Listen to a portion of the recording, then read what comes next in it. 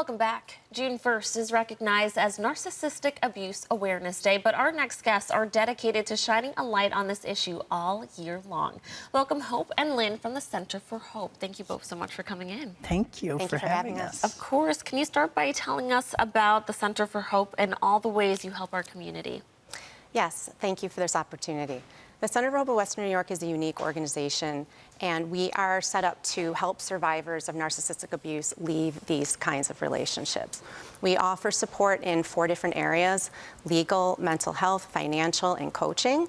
We can provide referrals to experienced providers who have experience in narcissistic abuse, and to help survivors to understand the type of abuse they've been experiencing, and ultimately we want to help them to leave these kinds of relationships. Right. We also have a one-of-a-kind narcissistic abuse education and recovery workshop series, and I'll talk a little bit more about that later, but that's really what our fundraiser is about. We're trying to raise money to help provide opportunities for people to participate in that group.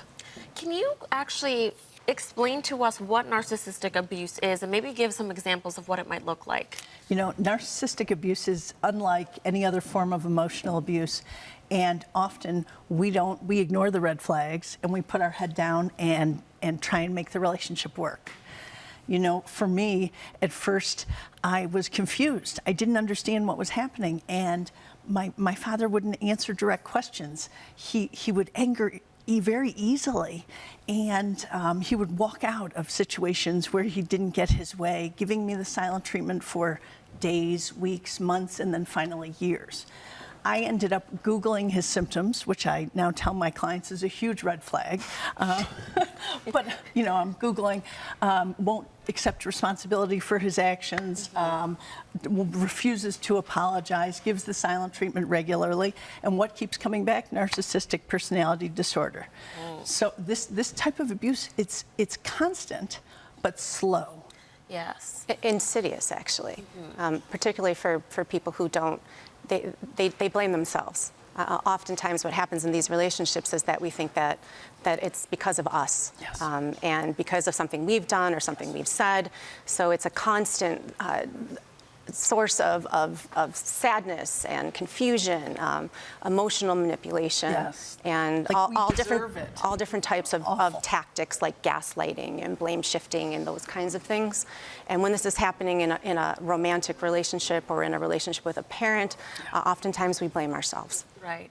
I think it's important to let people know about the different forms of abuse and what that might look like, just because things don't necessarily aren't physical right now. First of all, doesn't mean they won't end up that way. That's right. And second of all, doesn't mean that what you're going through is what you deserve. Correct. Right. And people really, if they take anything away from today, please take that. You did not do anything to deserve this. Let's talk about the Purple Party and what we can expect, and then you can get into why you're doing this. So we at the Center for Hope, this is our 3rd annual Purple Party. Very excited. We center it around World Narcissistic Abuse Awareness Day, which is always on June 1st. This year, our party is this Friday, June 7th, and it's at the Tewksbury Lodge. We're very excited. It's going to be bigger than ever.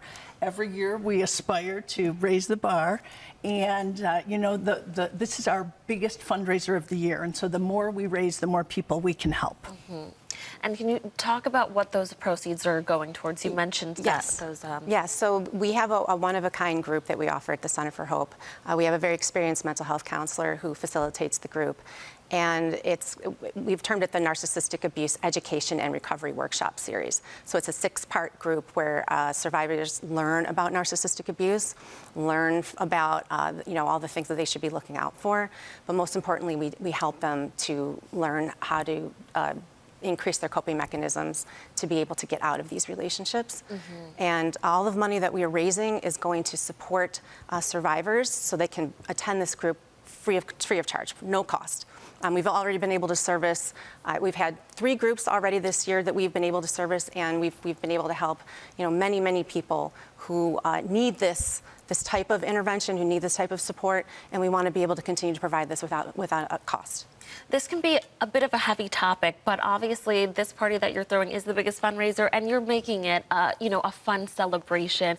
You said there's going to be live music, correct? Yes. A very large basket raffle for people who love basket raffles. Silent auction, 50-50, everything people love about fundraisers. Okay, beautiful. Yes. And why is it so important for you guys to spread the awareness about narcissistic abuse? I think that in this particular type of emotional abuse, this drip, this slow, subtle abuse takes incredible effect on your mental, emotional, and physical health. And people don't even realize that it's very subtle. And so you need to process this. You need to talk to someone. If you don't, it's the type of abuse that bleeds into everything that you do. It affects how you show up. And this is why clients hire me. This is why clients come to the Center for Hope, is to really learn to process this trauma and start the healing process. Ladies, thank you so much for coming in and talking about this and spreading awareness. And viewers, if you would like more tickets and information about their event, you can visit their website at centerforhopewny.org. Thanks again for coming in, ladies. Thank you so much.